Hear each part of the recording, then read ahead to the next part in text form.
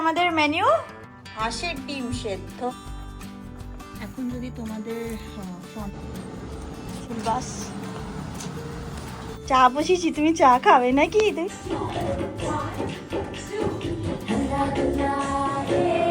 Hello hello, welcome back. কি খবর সবার, কেমন আছো বলো? জাস্ট অফিস থেকে ফিরলাম আজকে, আর ফিরে এসেই এখন জাস্ট একটু চা বসালাম। চা খেয়ে বেরোবো। দাঁড়াও, আমি সাউন্ডটা কমাই টিভির আগে। চা বসিয়েছি অফিস থেকে এসে, আর এরপরে চিনিকে নিয়ে বেরোবো। চিনির নাচের স্কুল আছে আজকে, ডান্স ক্লাস 6:30 থেকে।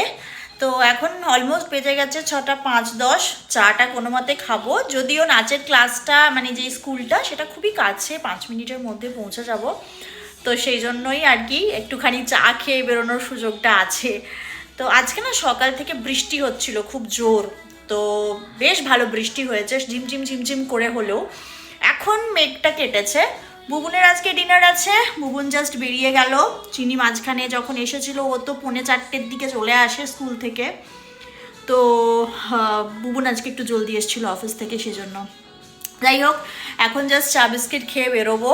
তো চলো ভিডিওটাকে শুরু করি। চিনিকে নাচের স্কুলে নিয়ে যাই, তারপরে এসে কি রান্না হবে, কি খাবো কিছুই জানি না, দেখা যাক।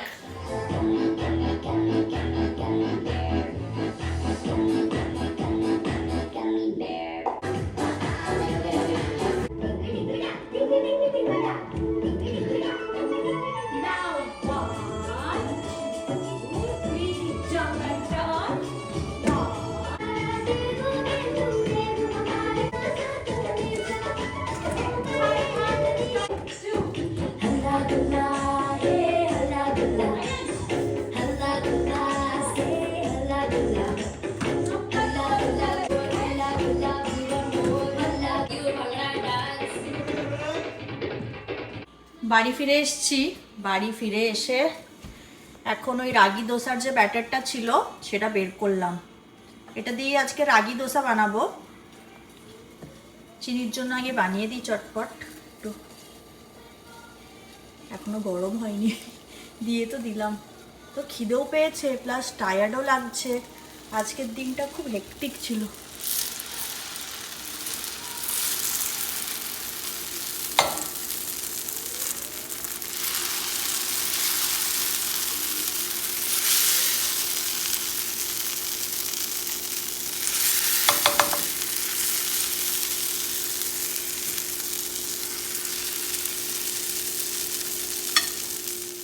আজকে কোনো পুর নেই, মানে আলুর পুর বা কিছু বানাইনি।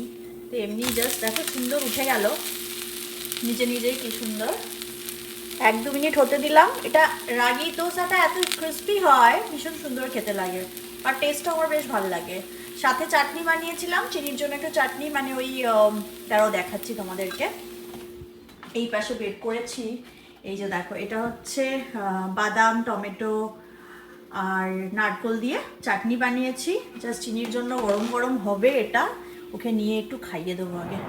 কালকের পর আজকে আবার গুড ইভিনিং। গুড ইভিনিং বলবো নাকি গুড আফটারনুন, এখন বাজে 3:30। চিনি আসার সময় হয়ে গেছে, আজকে পরের দিন। আজকে ও আসে 3:45 নাগাদ, কখনো কখনো 5-7 মিনিট আগেই চলে আসে বলে আমি দরজা খুলে রাখি, নয়তো বসে থাকি যেদিন আমি বাড়িতে থাকি। তো 3:30-র মধ্যে চেষ্টা করি যে এখানটায় বেরিয়ে আসতে। জাস্ট বাড়ির সামনেই যেহেতু আসে, তাহলে খুব একটা অসুবিধা হয় না, দরজাটা খুলে রাখলেই দেখতে পাওয়া যায়। তো মাঝে প্রথম 2 দিন একটু বুঝতে অসুবিধে হয়েছিল, তো একটু বেশি জলদি আগে চলে এসেছিল, কারণ প্রথম 1-2 দিন যখন স্কুল খুলেছিল বাচ্চা কাচ্চা, তখনও সমস্ত বাচ্চা কাচ্চা স্কুল স্টার্ট করেনি, তো সেই জন্য একটু আগে পৌঁছে যাচ্ছিল। তো একদিন এমন হয়েছে যে আমরা দরজা খুলে রেখেছি, 3:30 নাগাদই চলে এসছে। ওর অ্যাকচুয়াল আসার কথা হচ্ছে 4:05, মানে 3:55, প্রায় 25 মিনিট আগে চলে এসছে। এইবারে প্রথমে হর্ন দিয়েছে, বুঝতে পারেনি, আমরা শুনতে পাইনি হর্নটা। এইবারে যে থাকে আর কি, একজন দাদুর বয়সী, মানে আমাদের দাদু না, চিনির দাদুর বয়সী লোক আর কি, বেশ বয়স্ক একজন ভদ্রলোক থাকেন, যিনি ওই আমাদের বাচ্চা কাচ্চার খেয়াল রাখেন, অ্যাপার্ট ফ্রম যে ড্রাইভার, যে ড্রাইভ করে সে বাদ দিয়ে। তো উনি বাড়ির সামনে এসে নক করেছে, তারপরে আমরা গেছি, চিনিকে বাস থেকে তারপরে নামিয়েছে। তো এখানে নিয়মই হচ্ছে যে যতক্ষণ না যাদের নাম দেওয়া আছে স্কুলে যে এরা হচ্ছে লিগ্যাল গার্ডিয়ানস। আর লিগ্যাল গার্ডিয়ানস ছাড়া এমার্জেন্সি 1-2 জন কন্ট্যাক্ট নাম্বার ছাড়া কাউকে ওরা অ্যালাউ করে না। মানে আমরা মা বাবারা যদি না থাকি, অন্য কেউ যদি নেয়, তাদের নাম আগের থেকে স্কুলে দিতে হয়, তাদের আইডি প্রুফ অ্যান্ড এভরিথিং সব কিছু নিয়ে কোনো এমার্জেন্সি পারপাসে তাদের কাছেই বাচ্চাকে নামাবে। স্কুল বাসে জাস্ট বাড়ির সামনে এসে নামিয়ে দিয়ে চলে যায় না, মানে যতক্ষণ না কাউকে দেখে। তো ওই জন্য আমরা যাতে এই জিনিসটা আর না হয়, মানে সেই জন্যই আমি আগের থেকে বসে থাকি, বিভিন্ন আগের থেকে বসে থাকি। যদিও ওদের এন্ড থেকে এটা কোনো অসুবিধে না, ওরা বলেছে আমরা একটু আগে চলে এসেছি, তো সেই জন্যই আর কি এটা আস্তে আস্তে ঠিক হয়ে যাবে টাইমটা। মানে যাই হোক, তো সেই জন্য বয়স্ক মানুষ আবার এসে নেমে আবার নক করবে, তার থেকে বেটার আমরাই একটু 5-10 মিনিট আগের থেকে বসে থাকি বাইরে। তো আজকে না প্রচণ্ড মাথা যন্ত্রণা, আজকে বলা ভুল, আমার কালকের থেকে মানে গতকাল থেকে এত মাথা যন্ত্রণা। আমি ভাবছি চিনির নাচনির বাস নয়, এটা একটা আওয়াজ হলো যে আমাদের এখানে ঢুকলো সার্কেলটাতে, কিন্তু না, অন্য একটা গাড়ি। তো কালকে অফিস থেকে ফিরে তো ঠিক ছিলাম, সব কিছু ঠিক ছিল, স্নান টান করলাম, চিনিকে নাচের স্কুলে নিয়ে গিয়েছিলাম। সেখান থেকে এসে অ্যাকচুয়ালি আমাদের যেটা হয়েছে, অভ্যেস হয়ে গেছে অফিস করে বা অফিস থেকে এসেই খাওয়াটা। কালকে যেটা হয়েছিল, আমাদের রেডিমেড খাবার কিছু অ্যাভেলেবেল ছিল না, যেটা আমি বানিয়ে রেখেছিলাম। আর সঙ্গে সঙ্গে আমি কালকে একটু লেট হয়েছে আসতে, প্রায় 6টা বেজে গেছে আসতে, আর চিনির ক্লাস ছিল 6:30 থেকে। ওই 15 মিনিটের মধ্যে চা বানিয়েছি, চা বিস্কিট খেয়েছি, চিনিকে নিয়ে গেছি, তারপরে 7:30টার সময় আবার বাড়ি এসে রান্নাবান্না করে তারপরে খাওয়া দাওয়া করেছি। রান্নাবান্না বলতে সেরকম কিছু করতে পারিনি, দেখেছো তোমরা, রাগি দোসা ছিল, সেটার ব্যাটার ছিল, সেটা বানিয়ে খেয়েছি। তারপর থেকেই প্রচণ্ড মাথা যন্ত্রণা করছে, মেবি একটু আগে খাওয়ার অভ্যেস, টাইমে খাওয়া হয়নি সেই জন্য। তো যাই হোক, সেই যন্ত্রণা এমন, হয়তো আমি ভাবছি সেটার জন্যই, খাওয়ার গন্ডগোলের জন্যই হয়েছে।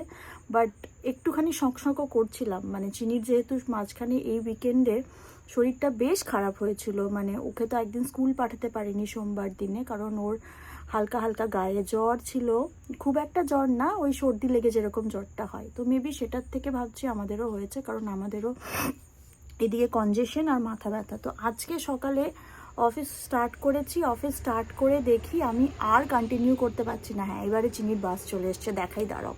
তো আজকে আমি অফিস ছুটি নিয়েছি, কিছুক্ষণ কাজ করে, 2-3 ঘন্টা কাজ করে অফিস ছুটি নিয়ে ঘুমিয়েছি।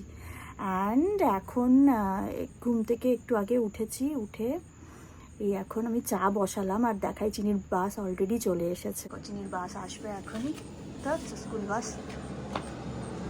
চলে এসছে, চিনির স্কুল বাস। এই যে চা বসিয়েছি, তুমি চা খাবে নাকি? তুমি স্কুল থেকে এলে মাম্মা? হ্যাঁ, চলো। আচ্ছা, একটু গরম আছে না, হালকা একটু গরম। ব্যাগটা নামিয়ে রেখেছো? হ্যাঁ, চলো আমি নিয়ে যাচ্ছি, চলো।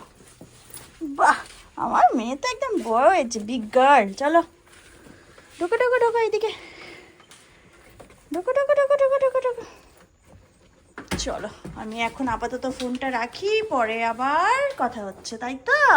এখন যদি তোমাদের ফ্রন্টিয়ারটা দেখাই, দেখো সামনেই হচ্ছে একটা গোলাপ ফুলের গাছ, যেটা এই বছর লাগিয়েছি।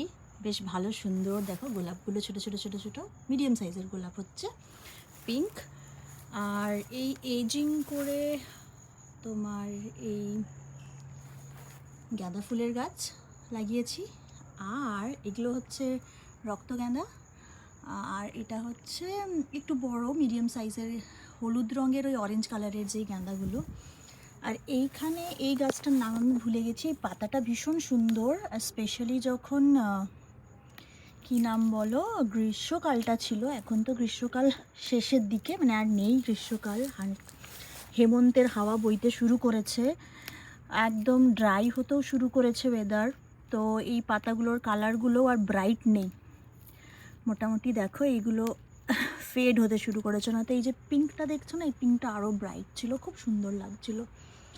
চারিধার দিয়ে আমি সানফ্লাওয়ার গাছ লাগিয়েছিলাম, কিন্তু এই কটা রেখেছি আপাতত, এগুলো ফুটে আছে, বাকি আর এখন সব কেটে দিয়েছি। ওই দেখো মোটা মোটা যে ডান্ডাগুলো দেখতে পাচ্ছ না, এগুলো কেটে দিয়েছি। এটা বিশাল বড়, এই ডান্ডাতেই সব থেকে বড় সানফ্লাওয়ার গাছটা হয়েছিল, সব কেটে দিয়েছি। ওইদিকে যাই দেখাই। এ দেখো হলুদ গোলাপের গাছটা বেশ বড় হয়েছে, লম্বাই বেড়ে গেছে।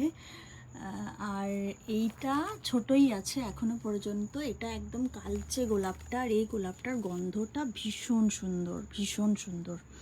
এই গোলাপটা ছোটই আছে এখনো পর্যন্ত, এটা বাড়েনি খুব একটা। এই হচ্ছে আমার ফুল গাছের স্টেটাস আপাতত। বাকি যা দেখতে পাচ্ছ সব কিছু সবজি গাছ। এইখানে এক ধরনের ফুল গাছ আছে, এটা আবার পরের বছর, এটা পেরিনিয়াল, এটা পরের বছর আবার হবে। টবের ফুল গাছগুলো তো দেখানোই হয়নি। এইটা হচ্ছে জবা গাছ, জানোই এটা বেশ সুন্দর হয়েছে। এবার এগুলোকে ঘরে ঢোকানোর সময় হয়ে গেছে। আর এইটা হচ্ছে মামস, গার্ডেন মামস, এটা বেশ সুন্দর লেগেছিল। এগুলো একদম কুড়ি অবস্থায় ছিল, এখন ফুটছে আস্তে আস্তে। এক সপ্তাহ হলো এটাকে বাড়িতে এনেছি।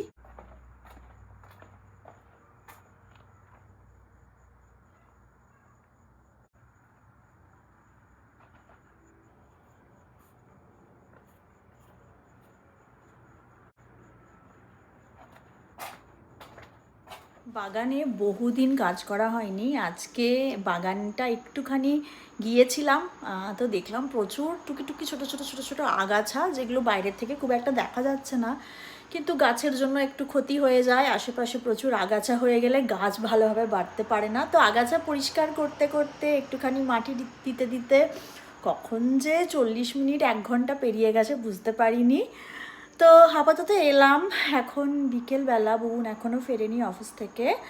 আর একটুখানি না শরীরটা ভাল লাগছে, যদিও মাথাটা একদম ভার হয়ে আছে ঠিকই, তবে একটুখানি বেটার মনে হচ্ছে। আরও ঘুমোতে পারলে আরও ভালো। চোখগুলো সেই মনে হচ্ছে একটু ভারী ভারী, মেবি ঠান্ডা লেগেই হয়েছে, বুঝতে পারছি না এখনও পর্যন্ত কেন এত মাথা যন্ত্রণা করছে। ভুবনকেও ফোন করেছিলাম সকালবেলায় যে আমি আর পারছি না, আমি তো ছুটি নিলাম। তো সেজন্য ওকে জানিয়ে দিলাম আমি যেহেতু বাড়িতে আছি, ও যদি আসতে পারে, বাই চান্স ওষুধ খেয়ে যদি ঘুমিয়ে পড়ি, চিনির বাস চলে আসবে। তো সেজন্য ফোন করেছিলাম একবার যে আমাকে উঠিয়ে দেওয়ার জন্য। তো ও বলছে ওরও ওরকম ফিল হচ্ছে একটু, মেবি চিনির ঠান্ডা লেগেছিলো, সেখান থেকে আমাদের হালকা ফুলকা একটু এফেক্ট হয়েছে। যাই হোক, এখন একটু না টুকটাক খাবারটা বানিয়ে নিই। তো বহুদিন জুকিনি এনেছিলাম, বহুজনকে দেখেছি জুকিনি দিয়ে পোস্ত বানাতে, তো আমি কখনো বানাইনি। জুকিনিটাকে ঝিঙে হিসেবে একটুখানি ঝিঙের মতো করে পোস্ত, ঝিঙে পোস্ত যেরকম হয় ঠিক জুকিনি দিয়ে পোস্ত।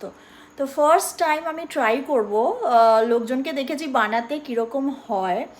তো সেই জন্য জুকিনিগুলো কেটে নিয়েছি একদম ছোট ছোট করে, আর আলু আর লঙ্কা। এটা এখন ভেজে পোস্ত বাটলাম, পোস্ত এই যে বেটে জলে ভেজানো আছে। তো এটা দিয়ে আজকে ভাবছি আজকে একটু ভাতই খাবো সবাই, বহুদিন ভাত খাওয়া হয়নি। খিচুড়ি টিচুড়ি খাওয়া হয়েছে, ভাত খাওয়া হয়নি।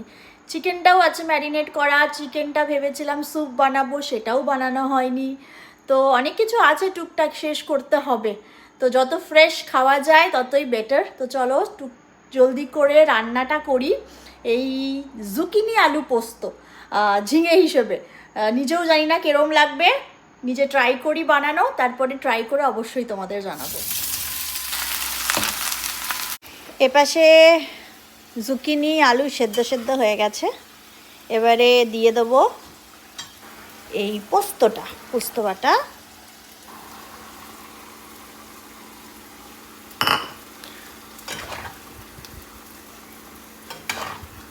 এই কড়াইটার দেখতে পাচ্ছ এই সাইডটা কীরকম কালো হয়ে গেছে, এটা আমি কিছুতেই ভালো করে পরিষ্কার করতে পারবো না, এটা আর করতে পারি না। তোমরা যদি জানো কেউ এই জায়গাটা কিভাবে পরিষ্কার করা যেতে পারে জানিও আমাকে। এখানে এটা বসালাম, আর আরেক পাশে না আমি একটুখানি স্যুপ বানাবো আজকে, চিকেন স্যুপ। সেই জন্য সব কিছু গ্রেট করে নিয়েছি, একটু বাটার দিয়ে আর ব্ল্যাক পেপার দিয়ে এটাকে ভাজছি। আর এখানে চিকেনটাকে গোটা গোটা কোয়ার্টার লেগ যেগুলো হয় সেটাতে একটু লেবু, গোলমরিচ, নুন, আদা বাটা, রসুন বাটা দিয়ে ম্যারিনেট করা আছে এটা। আর চিকেন স্টকটা ছিল আনসল্টেড, তো সেটা ভাবছি ইউজ করে নেব। দিয়ে দিলাম গাজরটা, আর একটা করে চিকেন লেগগুলো দিয়ে নেব, হালকা করে ভেজে নেব।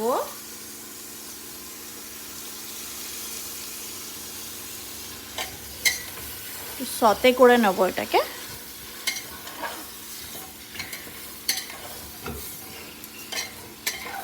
এক হাতে পাচ্ছি না, দাঁড়াও। আজকে আমাদের মেনু ভাত, জুকিনি আলু পোস্ত, হাঁসের ডিম সেদ্ধ, আর এখানে হচ্ছে চিকেন স্যুপ, গোটা গোটা কোয়ার্টার লেগ স্যুপ, আর এটা হচ্ছে গাজর দিয়ে। বলো। আমি তো স্যুপ খাবো। হ্যাঁ, আমরা সবাই ডিনার করব, খুব খিদে পেয়ে গেছে। চলো বসো, এখন বাজে 6:30। আমরা ডিনার করে নিচ্ছি, খিদে পাচ্ছে।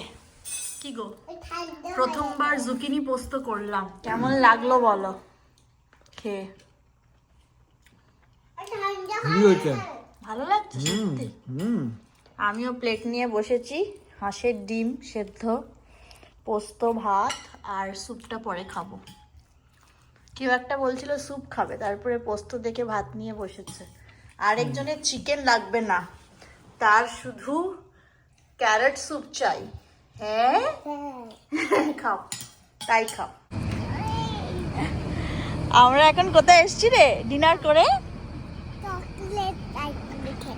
চকলেট আইসক্রিম খেতে। ইয়েস, আমরা এখন আইসক্রিম খেতে চলে এসেছি। আমাদের বাড়ির পাশেই একটা দোকান, হোমমেড আইসক্রিম পাওয়া যায় এখানে। কেমন লাগছে? ভালোই, ভালো খেতে বেশ। Cappuccino blast. কোথায় ঢুকলি রে? এই ওঠ।